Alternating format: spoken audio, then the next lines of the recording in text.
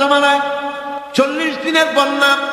এই বন্যার পরে জাহাজ যখন নেমে গেল, তখন তিনি মনে মনে ভাবলেন, আমি তো জোড়ায় জোড়ায় করে সমস্ত প্রাণীগুলি আর মানুষগুলি, কিছু কিছু মানুষ যারা ইমান এনেছিল তাদের জাহাজে উঠায়, কিন্তু একটি বুড়ি আমার উপর ইমান এনেছিল আর আমি তার ওয়াদা করেছিলাম সাথে করে নিয়ে যাব, আমি তো তার কথা ভুলে গিয়েছি।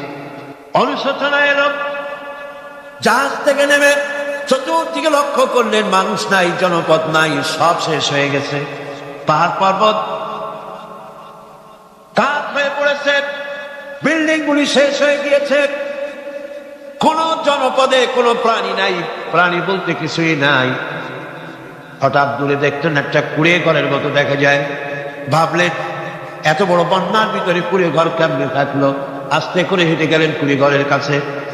ভেতরে মানুষ আছে বলে মনে হলো। বাইরের থেকে প্রশ্ন করলেন, ভিতরে কে?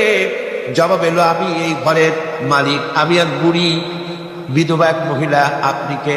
তিনি বললেন, আমি হচ্ছি এই জামানার পয়গম্বর হযরত নূহ আলাইহিস সালাম।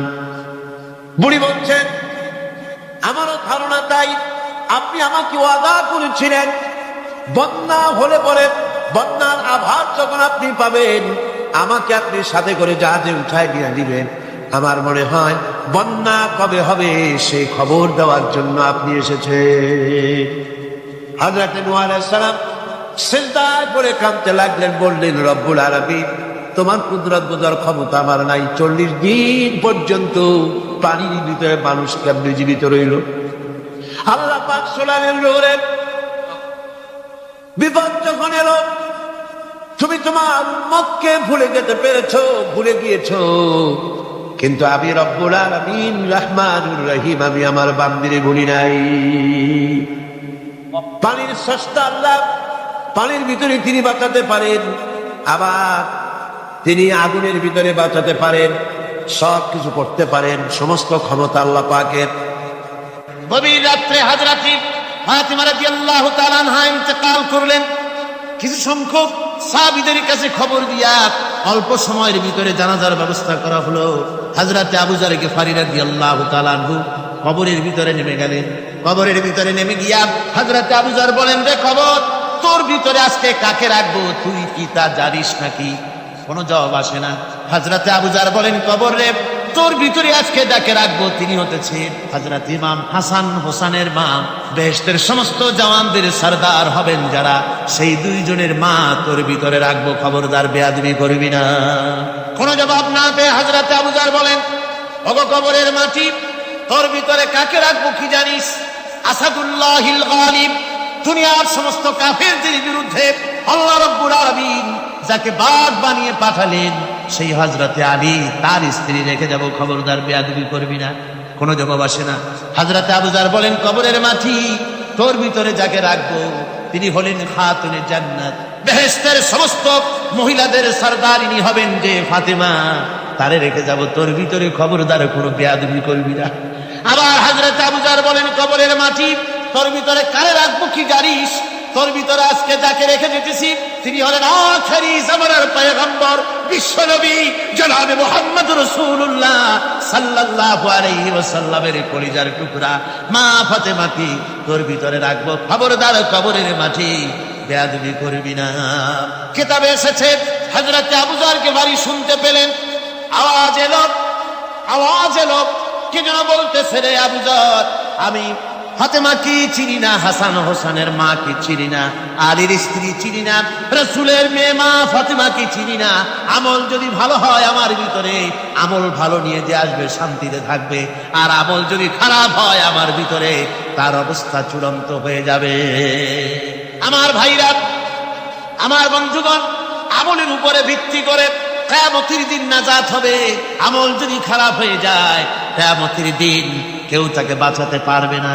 এই জন্য কিয়ামতের ময়দানে, হাসরের দিনে আল্লাহর হাবিব জনাবে মুহাম্মদ রাসূলুল্লাহ সাল্লাল্লাহু আলাইহি ওয়াসাল্লাম সিজদায় পড়ে কাঁদতে থাকবেন।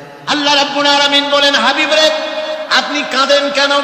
আজকে তো আপনার কাঁদার দিন না, আমি আপনাকে মাকামে মাহমুদ দান করেছি, আমি আপনাকে কাউসার দান করেছি, আপনার আজকে সম্মানের দিন, মর্যাদার দিন, কাঁদেন কেন? আল্লাহর হাবিব বলবেন রব্বুল আলামিন মাকামে মাহমুদ পেয়েছি, কাউসার পেয়েছি, কান্দি এই জন্য আমি দেখতে পাচ্ছি আবার সামনে দিয়া ফেরেশতারা আমার উম্মতগুলি জাহান্নামের দিকে নিয়ে যায়। আল্লাহ রাব্বুল আলামিন বলবেন ওগো আমার হাবিব, আমি আপনাকে ক্ষমতা দিলাম, আপনার জান্নাতি উম্মতগুলি আপনি বেছে নেন। আল্লাহর হাবিব তার জান্নাতের উম্মতগুলি বাঁচতে থাকবেন। হযরত আয়েশা বলেন ইয়া রাসূলুল্লাহ, কিয়ামতের ময়দানে লক্ষ কোটি কোটি মানুষের ভিতরে আপনার জান্নাতি উম্মত আপনি চিনবেন কি করে? হুজুর বলেন আয়েশা, কোন একটি ঘোড়ার কপাল যদি থাকে সাদা, এই সাদা কপালওয়ালা ঘোড়াটা যদি অসংখ্য ঘোড়ার ভিতরে যদি হারিয়ে যায়, তাহলে সাদা কপালওয়ালা ঘোড়ার মালিক তার ঘোড়াকে পাবে কিনা বলো? হযরত আয়েশা বলেন হুজুর অনায়াসে পাবে। আল্লাহ রাব্বুল আলামিনের হাবিব বলেন আয়েশা রে, কিয়ামতের ময়দানে আমার যেই উম্মতেরা নামাজি ছিল, দিনদার ছিল, পরেজগার ছিল, দুনিয়ার বুকে ঈমান নিয়ে যারা চলাফেরা করেছে, আমার দিন কায়েমের আল্লাহর দ্বীনের জন্য যারা কাজ করেছে, ওদের চেহারা নূর চমকাতে থাকবে, ঈমানের নূর কিয়ামতের দিন চমকাতে থাকবে। সেই ঈমানের নূর দেখে দেখে আমি আমার জান্নাতি উম্মতগুলি আমি বেছে নেব। হযরত ফাতিমা রাদিয়াল্লাহু তাআলা আনহাকে রাসূলুল্লাহ সাল্লাল্লাহু আলাইহি ওয়াসাল্লাম অত্যন্ত ভালোবাসতেন, মহব্বত করতেন তার স্ত্রীদেরকেও। তার স্ত্রীরাও রাসূল করিম সাল্লাল্লাহু আলাইহি ওয়াসাল্লামকে ভালোবাসতেন প্রাণ উজাড় করে দিয়ে। নবীজি বলেছেন কন্যার পিতাদেরকে গালি দিও না। অনেকে টিটকারি করে, বারবার মেয়ে হয় ছেলে একটাও হয় না, সেই জন্য টিটকারি বটকারি করে। আল্লাহ নবী বলেছেন মেয়ের পিতাকে গালি দিও না, ঠাট্টা করো না, যেহেতু আমি মুহাম্মদ রাসূলুল্লাহ সাল্লাল্লাহু আলাইহি ওয়াসাল্লাম, আমি মেয়েদের পিতা, আমি নিজে মেয়েদের পিতা। খাও না, মেয়েদের পিতাকে গালি দিও না। রাসূলুল্লাহ বলেছেন আকাশের নিচে জমিনের উপরে খাদিজার মতো মহিলা আর নাই। সেই হযরতে খাদিজা রাসূলের 4টি মেয়ে পেটে ধারণ করেছিলেন। সুবহানাল্লাহ। মেয়ের প্রতি রাসূলুল্লাহ যথেষ্ট মহব্বত করতেন, মেয়েকে খুব ভালোবাসতেন হুজুর সাল্লাল্লাহু আলাইহি ওয়াসাল্লাম। হুজুরের কলিজার টুকরা ছিলেন মা ফাতিমা রাদিয়াল্লাহু তাআলা আনহা। হুজুর যখন কোথাও যেতেন সকলের শেষে দেখা করতেন ফাতেমার সঙ্গে, আর বিদেশ থেকে সফর করে এসে সকলের আগে দেখা করতেন ফাতেমার সঙ্গে। সুবহানাল্লাহ। রাসূলুল্লাহ বলেছেন তোমরা যখন বাজারে যাবে বা ব্যবসা করতে যাবে বা বিদেশে যাবে, আসার সময় যে সব হাদিয়া নিয়ে আসো। আমরা যখন বাইরে যাই, বাজারে যাই, কিছু হাদিয়া আনি না, জামা কাপড় চকলেট ইত্যাদি আমরা আনে থাকি। রাসূলুল্লাহ বলেছেন হাদিয়াগুলি তোমরা যারা বিদেশে যাও, বাজারে যাও, হাদিয়া আনবে, আর এনে ঘরের মধ্যে ঢুকে তা শুরু করবে মেয়েকে দিয়ে। প্রথমে দেবে মেয়েকে। সুবহানাল্লাহ। মেয়ের মর্যাদা ইসলামে সব চাইতে বেশি। কোন যুগে? যে যুগে মেয়ে হলে পরেই মাটির নিচে ঘেরে রাখতো, আছাড় মেরে মেরে ফেলে দিত। বেআইয়ি যামবিন কুতিলা, কোন অপরাধে তাদেরকে হত্যা করা হলো, আল্লাহ পাক কোরআনে কারীমের মধ্যে বলেছেন তাদের অপরাধ আর কিছু না, তারা নারী, এই জন্য তাদেরকে মেরে ফেলা হতো। রাসূলুল্লাহ তাদের ইজ্জত দিলেন। সুবহানাল্লাহ বিহামদিহি। রাসূলুল্লাহ সম্মান দিলেন, ইজ্জত দিলেন তাদের। কন্যা হিসাবে নারীর এই মর্যাদা। ফাতেমাকে রাসূল এত ভালোবাসতেন, ইন্তেকালের সময় হযরত ফাতেমা কাঁদতে কাঁদতে বেহুশ হয়ে যাওয়ার উপক্রম হয়ে রাসূলুল্লাহ হযরত ফাতেমাকে ইশারা দিলেন। হযরত ফাতেমা তার কান নিয়ে রাসূলুল্লাহ মুখের কাছে লাগায় দিলেন। আল্লাহ নবী কি যেন বললেন কানে কানে, হযরত ফাতেমার কান্না বন্ধ হয়ে গেল। হযরত আয়েশা বলেন মা, রাসূলুল্লাহ তোমার কানে কানে কি বললো আর তোমার কান্না বন্ধ হয়ে গেল? হযরত ফাতেমা বলেন ইয়া আম্মা জান, আমার আব্বা আমার কানে কানে বললো মা ফাতেমা তুই কাঁদিস না, তোর কান্না আমার বরদাস্ত হয় না, তোমাকে কাঁদতে হবে না, আমি তোমাকে সুসংবাদ দিয়ে যেতেছি, আমি মরে যাওয়ার পর সর্বপ্রথম তোমার সাথে আমার দেখা হবে। রাসূলুল্লাহর এই ভবিষ্যৎবাণী হযরত ফাতেমা বুঝতে পেরেছেন যে হুজুরের ইন্তেকালের পরে আমার বেশি দেরি হবে না, আমিও তাড়াতাড়ি হুজুরের সাথে শামিল হতে পারবো। হুজুরের ইন্তেকালের 6 মাস পরেই হযরত ফাতেমা রাদিয়াল্লাহু তাআলা আনহা ইন্তেকাল করেছেন। কন্যা হিসাবে নারীর মর্যাদা ইসলাম অনেক অনেক গুণে বাড়িয়ে দিয়েছে। এই কন্যা শিশু, কৈশোর, যৌবন পেরিয়ে যখন যৌবনে তার বিয়ে হয়ে যায়, আল্লাহ রাব্বুল আলামিন তখন বলেন ওয়ামিন আয়াতিহি আন খালাকা লাকুম মিন আনফুসিকুম আজওয়াজান লিতাসকুনু ইলাইহা ওয়া জাআলা বাইনাকুম মাওয়াদ্দাতান ওয়া রাহমা। আল্লাহ পাক বলেন আমার নিদর্শনের ভিতরে কেউ একটি নিদর্শন, আমি তোমাদের থেকে তোমাদের জোড়া তৈরি করেছি, তোমাদের স্ত্রীদেরকে তৈরি করেছি, তোমাদের সাথে তোমাদের স্ত্রীর ভালোবাসা সৃষ্টি করেছি, মহব্বত সৃষ্টি করেছি। এই মহব্বত আমি আল্লাহ তৈরি করেছি। আর যখন বুড়ো হয়ে যায় মানুষ, স্বামী স্ত্রী যখন বুড়া আর বুড়ি হয়, তখন আর ভালোবাসা থাকে না, তখন ওই ভালোবাসা সহৃদয়তার করুণায় আমি আল্লাহ পরিণত করে দেই। বুড়ার জন্য তখন বুড়ি ছাড়া আর উপায় নাই, বুড়িরও আর বুড়া ছাড়া উপায় নাই। তখন ভালোবাসা কোনো বিশেষ কোনো অর্থ নিয়ে ভালোবাসা নয়, তখন একের উপরে অন্য একদম নির্ভরশীল হয়ে পড়ে। আল্লাহ পাক বলেন এই অবস্থা আমি আল্লাহ সৃষ্টি করে দেই। সুবহানাল্লাহ। স্ত্রীকে রাসূলুল্লাহ কত ভালোবাসতেন। আল্লাহ নবী বলেছেন আমার কাছে তিনটা জিনিস প্রিয়, একটা হচ্ছে সুগন্ধি, একটা হচ্ছে নামাজ, আরেকটা হচ্ছে স্ত্রী। সুবহানাল্লাহ। স্ত্রী আমার কাছে প্রিয়। হুজুর বলেছেন তোমাদের মধ্যে সেই ব্যক্তি উত্তম যে ব্যক্তি তার স্ত্রীর কাছে উত্তম। আমি আমার স্ত্রীদের কাছে উত্তম ব্যক্তি। সুবহানাল্লাহ। রাসূলুল্লাহ স্ত্রীকে কত ভালোবাসতেন। বিশ্বনবী রাজনৈতিক কর্মকাণ্ড চালাচ্ছেন, যুদ্ধের দামামা বাজতেছে, চতুর্দিকে কত অশান্তি, সবকিছু চলছে, স্ত্রীর হক আদায় করতে ভুলে যাননি। রাতের বেলায় হযরত আয়েশার বয়স কম, তাকে নিয়ে রাসূলুল্লাহ একটু সুযোগ পেয়েছেন, বলছেন আয়েশা সব তো ঘুমিয়ে, চলো আমরা একটু দৌড়াই। ওই যে দূরে একটা জিনিস দেখা দেয়, দৌড় দাও দেখি কি আগে যায়। দুজনে দৌড় প্রতিযোগিতা করলেন। দৌড় প্রতিযোগিতায় হযরত আয়েশা ফার্স্ট হলেন, হুজুর পিছনে পড়ে গেল। হযরত আয়েশা খুব আনন্দ করলেন যে আপনি কিন্তু আমার সাথে দৌড়ে পারলেন। পরবর্তী কিছু কাল যাওয়ার পর হযরত আয়েশা বলেন হুজুর আজকে আবার বললেন যে চলো আয়েশা একটু দৌড়াই। হযরত আয়েশা বলছেন যে সেদিনের তুলনায় আমার শরীর একটু আমি মুটিয়ে গেছি, শরীরটি স্থূল হয়েছে, আমি আজকে দৌড়ালাম কিন্তু পারলাম না। রাসূল আগে চলে গেলেন, আমি হাঁপাতে হাঁপাতে যখন হুজুরের কাছে চলে গেছি, হুজুর তখন মুস্কি হেসে আমাকে বললেন আয়েশা ওই সেই দিনের জবাব আজকে দিয়া দিলাম। সুবহানাল্লাহ বিহামদিহি, সুবহানাল্লাহ বিহামদিহি। বিশ্ব নবী কত বড় আদর্শ বিশ্ব মানবতার জন্য। তিনি বলেছেন আরাফাতের ময়দানে রাসূলুল্লাহ বলেছেন তোমরা যেমন পড়বে তোমার স্ত্রীদেরকে তেমন পড়াবে, তোমরা যেমন খাবে তোমার স্ত্রীদেরকে তেমন খাওয়াবে, স্ট্যান্ডার্ড মেনটেন করবে। তুমি ভালো দামের কাপড় পরবে, স্ত্রীকে খারাপ দিবে তা নয়। অধিকার দুজনেরই সমান, স্বামী এবং স্ত্রী সমান অধিকার। কিন্তু আমরা তা বুঝতে পারি না, বুঝতে চাই না। আমরা অনেকে মনে করেছি বিয়ে যখন করছি তখন আমি তো নওয়াবজাদা রাসূলুল্লাহ খান আর বউ তো কেনা দাসী না। সে কিন্তু দাসী না, তার মর্যাদা আছে, তার সম্মান আছে, তার সম্মান আপনাকে দিতে হবে। রাসূলুল্লাহ দিয়েছে, আপনাকেও দিতে হবে। রান্না বান্না হতে দেরি হয়, কত গালাগালি শুনতে হয় নারীকে।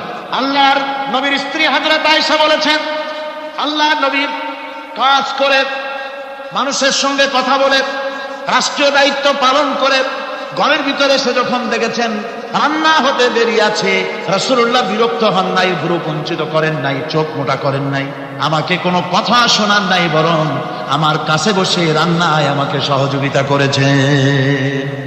সুবহানাল্লাহ বিহামদিহি। এই হলো আল্লাহর রাসূল, এই হলো বিশ্ব নবী। স্ত্রীর সঙ্গে কি মহব্বত! সুবহানাল্লাহ। হুজুর মহব্বত করতেন স্ত্রীদেরকে। রাসূলুল্লাহর ঘরে দৌলত ছিল না, কিন্তু মহব্বত দিয়ে ভরা ছিল ঘরটা। হুজুরের ঘরে ফ্রিজ নাই, এসি নাই, হুজুরের ঘরে কার্পেট নাই, হুজুরের ঘরের মধ্যে জাজিম নাই, তোশক নাই, বড় বড় কম্বল নাই, আরামের কোনো জিনিস নাই, মডার্ন ইকুইপমেন্টস কিচ্ছু নাই, দৌলত নাই, কিন্তু মহব্বত দিয়ে ঘরটা ভরা। হযরত আয়েশা বলেছেন আমি পানি পান করে, যখন আমি পানি পান করে গ্লাস রেখে দিতাম, আল্লাহর নবী তখন গ্লাসের সেই জায়গায় ঠোঁট লাগাতেন যেখানে আমি ঠোঁট লাগাইয়া পানি পান করেছি। আমি গোশত চিবোতাম, রাসূলুল্লাহ আমার হাত থেকে গোশত টুকরা দিয়া সেই জায়গায় চিবোতেন যেখানে আমি চিবুয়েছি। সুবহানাল্লাহ। আমার ভাইরা, রাসূল তার স্ত্রীদেরকে মহব্বত করতেন, স্ত্রীরাও রাসূলকে মহব্বত করতেন দারুণ ভাবে। একবার হযরত আয়েশা সিদ্দিকা রাদিয়াল্লাহু তাআলা আনহা হুজুরকে গোসল করাতে ছিলেন, মাথার উপরে পানি ঢালতেছেন, হুজুর একটা চোখের উপরে বা একটা তক্তার উপরে বসে আছে। গোসলের পানির ভিতরে রাসূলুল্লাহ দেখতে পেলেন রক্তের মতো কি যেন প্রবাহিত হয়ে যাচ্ছে। হুজুর জিজ্ঞেস করেন আয়েশা রে, পানির ভিতরে রক্তের মতো কি দেখা যায়? হযরত আয়েশা বলেন হুজুর আপনি যখন বসেছিলেন অসতর্ক মুহূর্তে তক্তার নিচে আমার একটা আঙ্গুল পড়েছিল পায়ে, আঙ্গুলটা ফেটে বোধহয় রক্ত বেরোতেছে। রাসূলুল্লাহ তাড়াতাড়ি করে উঠলেন, আর ওই আঙ্গুলকে ব্যান্ডেজ করে দিলেন। রাসূলুল্লাহ বললেন, আয়েশা রে, আঙ্গুল ফেটে গেছে, একটু আহাহু পর্যন্ত করলে না, এতক্ষণ তুমি কষ্ট করলে কেন? হযরত আয়েশা বলেন, ইয়া রাসূলুল্লাহ, ওটা তো একটা পায়ের আঙ্গুল। আয়েশার কলিজাটা ফেটে যদি রক্ত বেরোতো, রাসূলুল্লাহকে উঠতে বলতে আমি পারতাম না। কি মহব্বত রাসূলের সাথে। হযরত আয়েশা বলেন, হুজুর সাল্লাল্লাহু আলাইহি ওয়াসাল্লাম স্ত্রীদেরকে এত ভালোবাসতেন, আমাদের ঘরে গোশত টোস্ত তেমন রান্না বান্না খুব কম হতো। গোশত রান্না হবে কি, মাসের পর মাস চলে গেছে রাসূলের বাড়িতে, হুজুর স্ত্রীরা বলেছেন আমাদের ঘরে চুলে আগুন জ্বলে নাই, একটু শুকনা রুটি, একটু শুকনা খেজুর আর একটু পানি খেয়ে আমাদের জীবন চলেছে, এরকমের অবস্থা হয়েছে। তারপরে এই অবস্থা চলেছে, এর মধ্যে যদি কখনো একটু কষ্ট আসছে, হুজুর যখন ছাগল ইত্যাদি ছাগল দুম্বা জবাও করেছেন, এই দুম্বার গোশত নিয়ে, ছাগলের গোশত নিয়ে রাসূলুল্লাহ নিজে বেরোতেন। হযরত খাদিজার বান্ধবী কোথায় আছে খুঁজে ওই বান্ধবীর কাছে গোশত পৌঁছে দিয়ে আসতে। হযরত আয়েশা বলেন, একদিন আমার ঘুম ভেঙে গেল, দেখি হুজুর আমার কাছে নেই, গেলেন কোথায়? খুঁজতে খুঁজতে যায় দেখি মসজিদে নববীর ভিতরে হুজুর হাত তুলে বসে আছেন, মোনাজাত করতেছেন। আমি পেছনে কি হাত তুলে আমি শুনতে পাচ্ছি নবীজি দোয়া করছেন, রব্বুল আলামিন কিয়ামতের ময়দানে যেদিন সন্তান তার পিতাকে ভুলে যাবে, মা তার সন্তানকে হারায় ফেলবে, ওই কঠিন হাসরের ময়দানে আমি যেন আমার খাদিজাকে হারাইয়া না যাই। মুনাজাতের শেষে হযরত আয়েশা বলেন, ইয়া রাসূলুল্লাহ, খাদিজার কথা আপনার এত কেন বারবার মনে পড়ে? একটা বুড়িরে বিয়ে করেছিলেন 25 বছর বয়সের সময়, 40 বছর বুড়ি, তার কথা কেন এত মহব্বত আপনার মনে পড়ে? তার থেকে যুবতী মেয়ে, সুন্দরী মেয়েকে আপনার স্ত্রী হিসেবে আপনি পান নাই?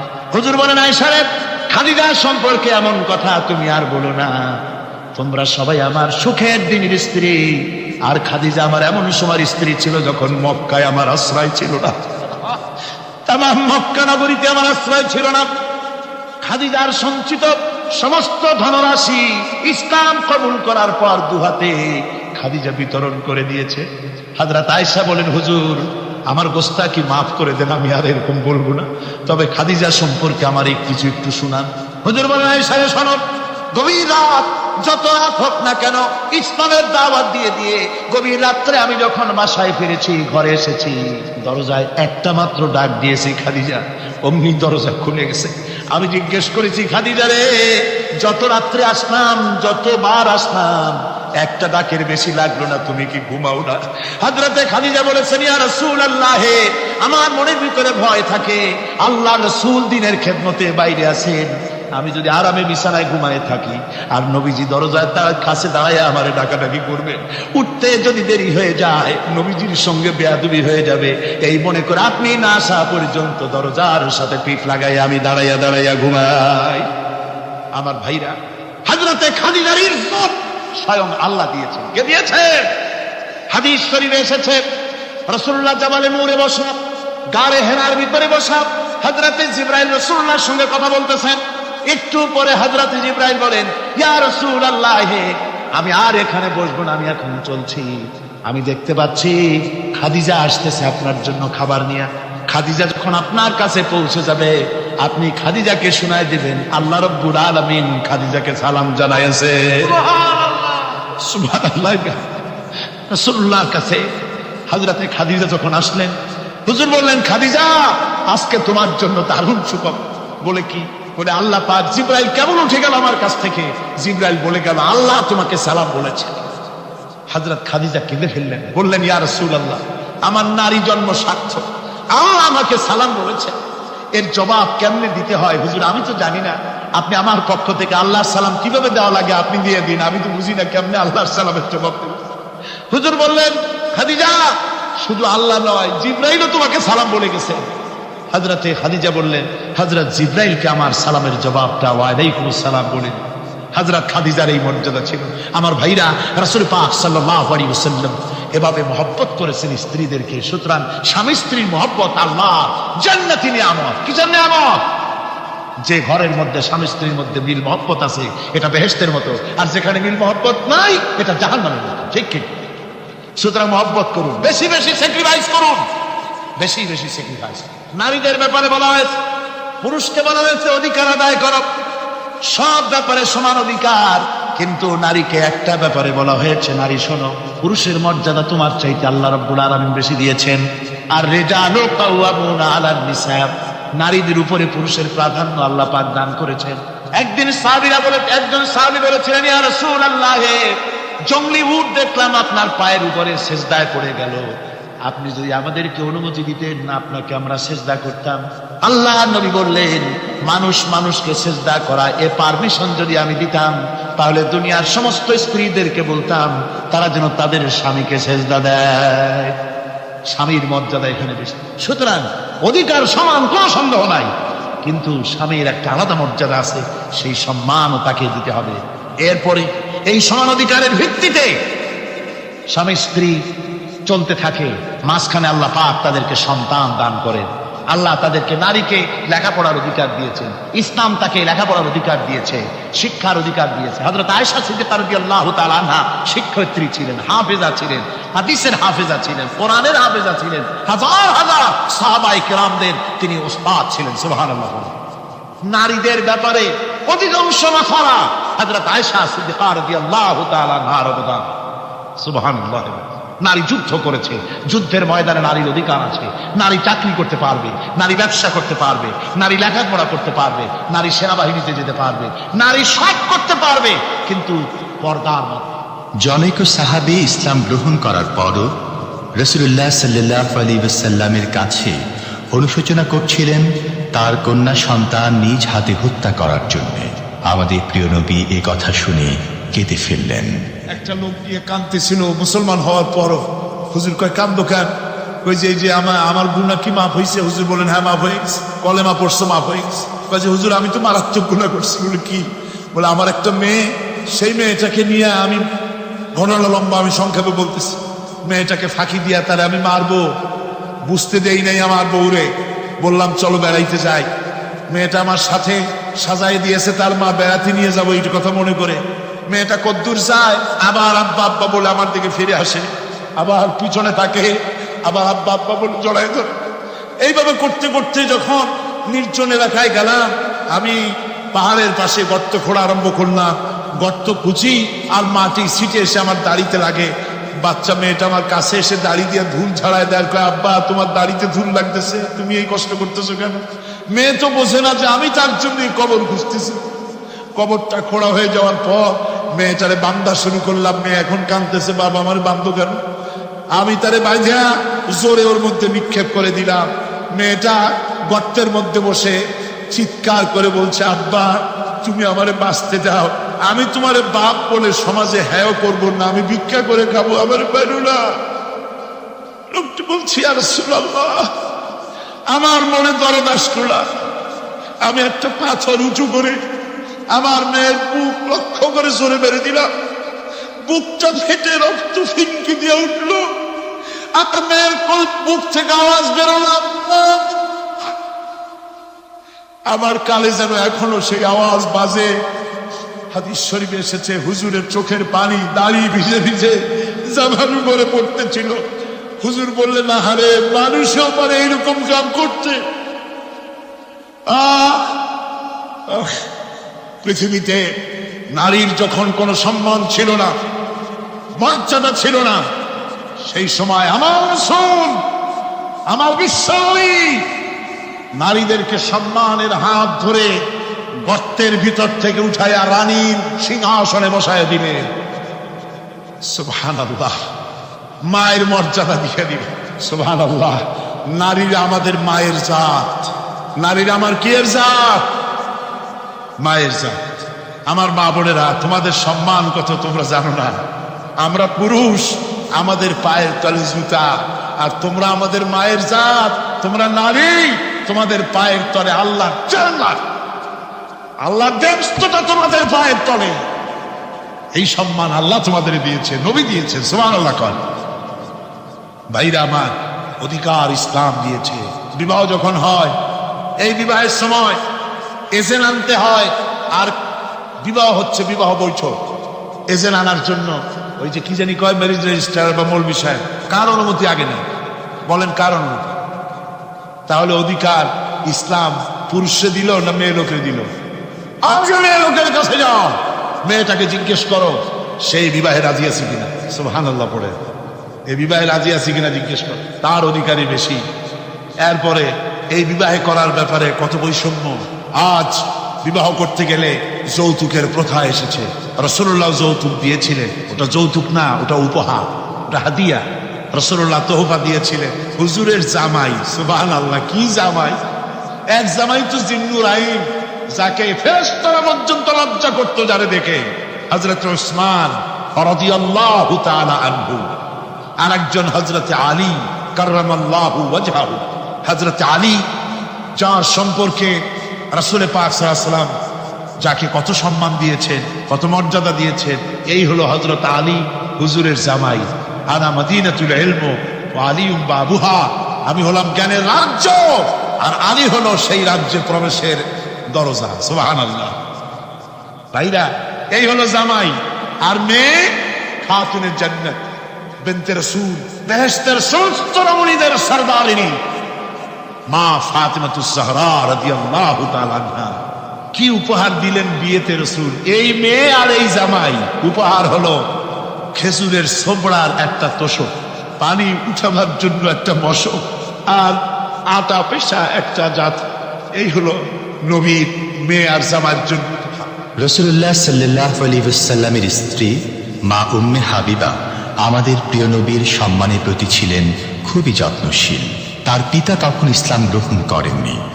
এমন অবস্থায় পিতা ঘরে প্রবেশ করলে রাসূলুল্লাহ সাল্লাল্লাহু আলাইহি ওয়াসাল্লামের স্ত্রী তার পিতার সাথে যে আচরণ করেছিলেন, এখন আমরা শুনব সে কাহিনী। আবার স্ত্রীরা রাসূলের প্রতি কি ভালোবাসা দেখেছেন। হযরত উম্মে হাবিবা রাদিয়াল্লাহু তাআলা আনহা, আমাদের মা আবু সুফিয়ান রাদিয়াল্লাহু তাআলা আনহু, তার মেয়ে। তার কাছে আবু সুফিয়ান তখনও কাফের, সেই কুফরি হালতে মেয়ের ঘরে গিয়েছেন। যাওয়ার পরে হযরত উম্মে হাবিবা বাপ যখন বসতে গিয়েছেন, তখন উম্মে হাবিবা বলছেন যে আব্বা একটু দাঁড়ান। এই অবস্থায় দাঁড়াতে বলে বিছানাটা উল্টায়া দিয়া তারপরে বললেন যে বসেন। বাপ মনে খুব দুঃখ পেলেন। আবু সুফিয়ান বললেন, মা উম্মে হাবিবা, আমি তোমার পিতা, ভালো একটা বিছানা থাকলে তাই বিছায় দেওয়া উচিত ছিল, আর তুমি বিছানাটা উঠাইয়া তারপরে আমার খালি জায়গায় বসতে বললা, আমি তোমার ব্যবহারে আহত হলাম। হযরত উম্মে হাবিবা বলেন, আব্বা জান, নিশ্চয়ই আপনি আমার আব্বা, শ্রদ্ধেয় পিতা, কোনো সন্দেহ এতে নাই, কিন্তু আপনি একজন কাফের। আল্লাহর রাসূল যে বিছানায় বসেন, সেই বিছানা আমি একটা কাফেরকে বসতে দিতে পারি না।